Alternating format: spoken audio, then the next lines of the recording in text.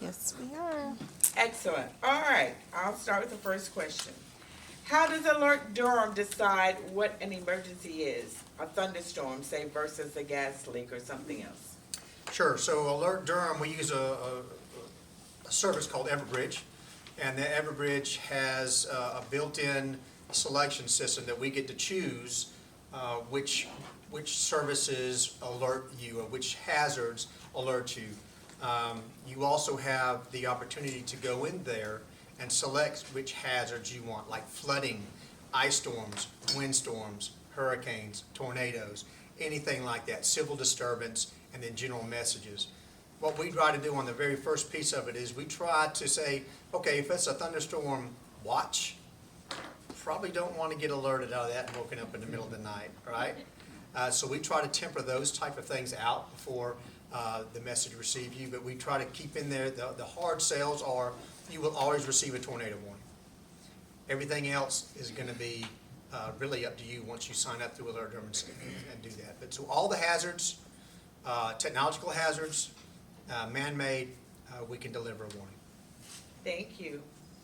Next question, Elizabeth. How will you measure being the leading emergency call center in the U.S.? Oh, wow. Well, it's hard, how would I measure that? I might have to ask Tanya, maybe Randy, to help some with that.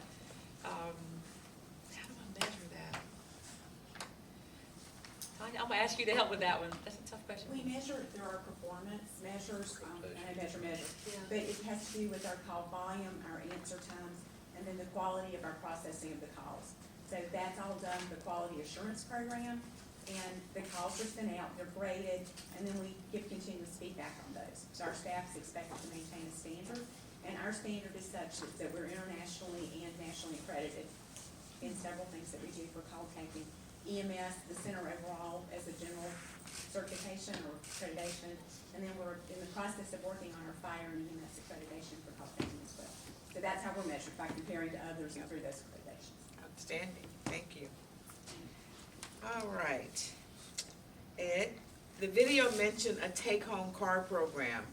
Do officers get to take squad cars home? They do, yes. If you live inside the city of Durham, we let patrol officers take a car home. Now, that is after they've gotten through all of their training and they must live inside the city limits. That's one of the incentives to get them to live in the city. About 50% of our officers live in the city, 50% live either outside of the city in Durham County or in another county. So that is one of the incentives that our city government and our city council has allowed us to try to encourage people to move into the city. Seems to be working. So hopefully that will just keep on increasing. Great. Next question. What roles did emergency services provide in the Duke Street gas explosion?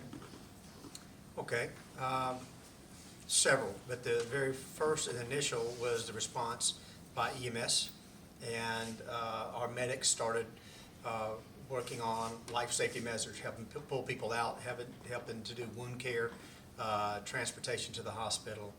They also came and set up a rehabilitation right next to the command post, so we could start taking care of the responders and people that needed that. The emergency management piece was mostly helping with coordination. I know that when I got there, I think one of the first things I did on the radio was, start requesting certain people to be at the command post. So we had a true unified command. So we had fire, EMS, law enforcement, emergency management, and even some of our building inspections and folks like that eventually that were at the command post. So emergency management was in the coordination role. Emergency management started helping through the different operational periods, right, the incident action plan. That kind of is a playbook for what everyone's kind of responsible for during that. Emergency management helped with the recovery, the community recovery. So we lined up the tax office and the building inspections folks. So we did an initial damage assessment that day, and then we requested aid through the state of North Carolina, and we did get a small business economic injury declaration for the businesses around there. And then the fire marshal partnered up with the city. This was a city, but we worked together really well. So the city was taking the lead, but our fire marshals teamed up with them for the investigation piece of that. Thank you. If I witness someone who appears to be driving under the influence, do I call 911? Yes, you would call 911. We would take the information, we're gonna ask, like, where is this occurring? What's the direction of travel, a vehicle description? And then what we can do is put the information out to our officers to be on the lookout for that vehicle, any officers in that area that could possibly get to that location and conduct a vehicle stop. Thank you. Does Durham PD carry naloxone for overdose reversal? They do not right now. That's something we're looking at. It's in our strategic plan to start carrying that. The biggest reason, we've got a lot of confidence in EMS, and I think EMS will tell you that they don't know of one single case that they have ever responded to an overdose and found the police just waiting there, waiting for somebody to get there. It just doesn't happen. Our response times in this county are very good. But what we are finding is a nationwide trend is police officers that are collecting evidence or getting overdosed by accident, just trying to package the evidence. And that is what concerns us a lot. So we are looking at naloxone. Now, we're not, if we run into an overdose, we'll certainly use it. But our greater concern is that our own officers get overdosed just trying to collect drugs on a drug raid or something. So we're looking at doing that in the very near future. Thank you. How does an ambulance decide which hospital to take someone to? Two things really happen. One is they're gonna ask the person, which hospital do you wanna go to, and if it's reasonable, they're gonna take it to any hospital. Now there's a caveat there. A lot of times, I say a lot of times, hospitals will go on diversion, which means they may not be accepting certain types of patients. And if a hospital is on diversion and they ask to go to that one, we won't be able to take them to that. If it's an acute event, they will take them to the closest hospital so they can get the care as quick as they can. Okay, thank you. Is it a live person on the other end when you text 911? It is a live person. So the way a text to 911 works will be just like you texting anybody else as far as you put the number in, which is 911. So, and then you would type in whatever information you may want and you hit send. Or you can just type in 911 and hit send. And it actually comes into us on our phone console so we can see it. And then we can go ahead and start communicating with you via text.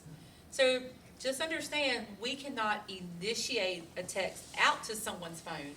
We can only receive that text that you have initiated to 911. Then if we can let you know, like if we're through communicating, you'll get a notification that says that this dialogue is being closed by 911. So you know that is understood, the dialogue has been closed. Then if for some reason, maybe your carrier is experiencing some problems and you try to text us, if that doesn't come through, you will also get a bounce back message letting you know that you need to make a voice call if you can. Okay, thank you. How often is the Selective Enforcement Unit deployed? They are deployed fairly often. You got to understand what they do. As far as what we call a tactical call out, that's only a few times a year where there actually may be some hostage situation. Generally, it's not hostages. People will barricade and refuse to come out is what most of them are.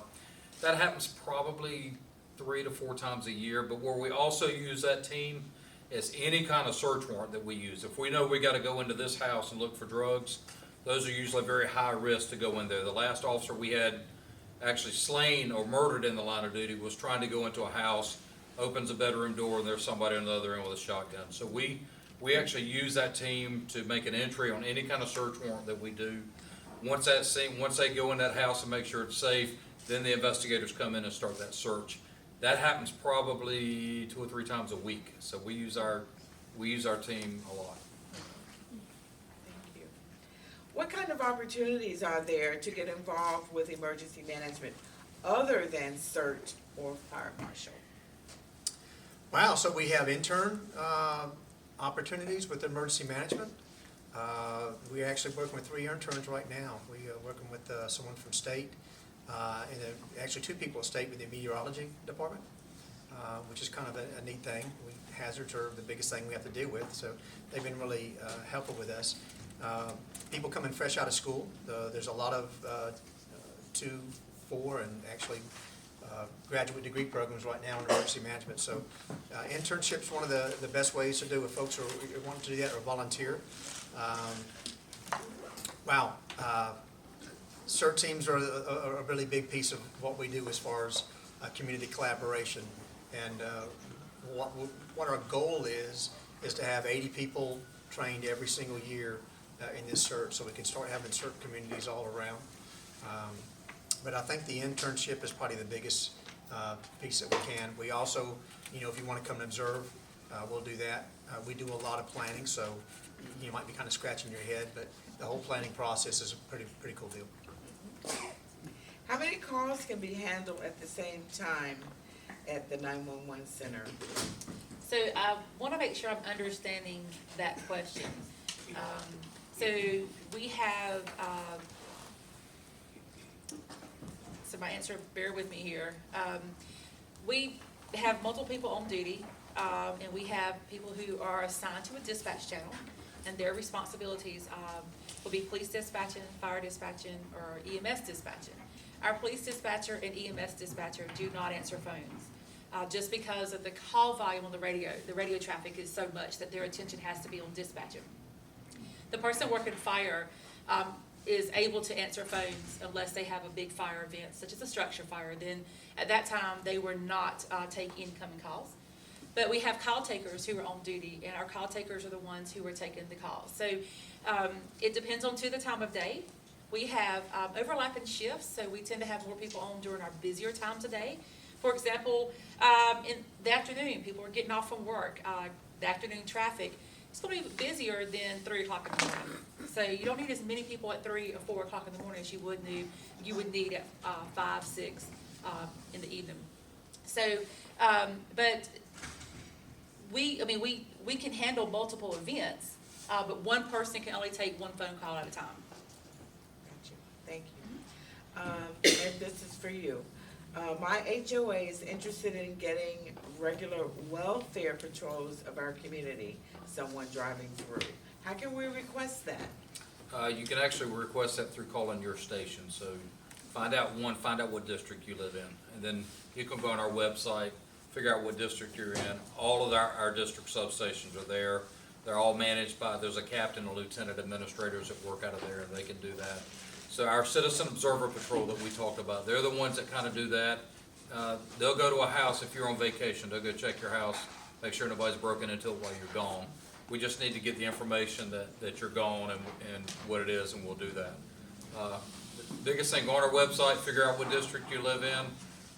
Like I said, in general, District 1 is east, District 2 is north, District 3 is west, and District 4 is south, and then we have a downtown. And then call them up and let them know. Thank you. Emergency services, how do you interact or work with the city? Overlap, training, coordination? I think we have a great relationship with the city. We plan together, we train together, we exercise together. So we don't do things in silos as single agencies. We really try to make sure that anytime we're doing a plan, that we're making sure our plans integrate with each other. Anytime that we hold a training, we invite other folks, so we hear the training. Kind of a cool thing that's kind of coming up that we're really excited about is we're getting ready to host this active shooter incident management course, which you've seen these active shooters or active assailants or active violence, or but this is going to be a multi-agency training that will have people that are trained and ready, and we'll have trained trainers leaving that, so we'll be able to do that. And then exercises. Just recently, Jackie Holmes with EMS was conducting a kind of a mock active shooter incident at the old police headquarters. So we had law enforcement, EMS, fire, people from outside of the county going through kind of a real life scenario through that old building and dealing with all of that. So everything that we do, and I don't want to sound overzealous with this, but just about every single thing that we do is with partnerships with other stakeholders. Great. Elizabeth, how many births have you encountered during your time at emergency call center? For myself personally, there's only one call that stood out to me. But other communicators, we actually award a stork pin for those who do deliver babies. But as you've kind of heard, we're very fortunate that in Durham that our units have exceptionally good response times. So for us, a lot of times, we may be getting a mother in position to start delivery. We are actually, we get some details and we know what's going on and we're ready to start birthing that baby. And then we do breathe a sigh of relief when we know EMS is on scene or the fire department's gotten there as first responders.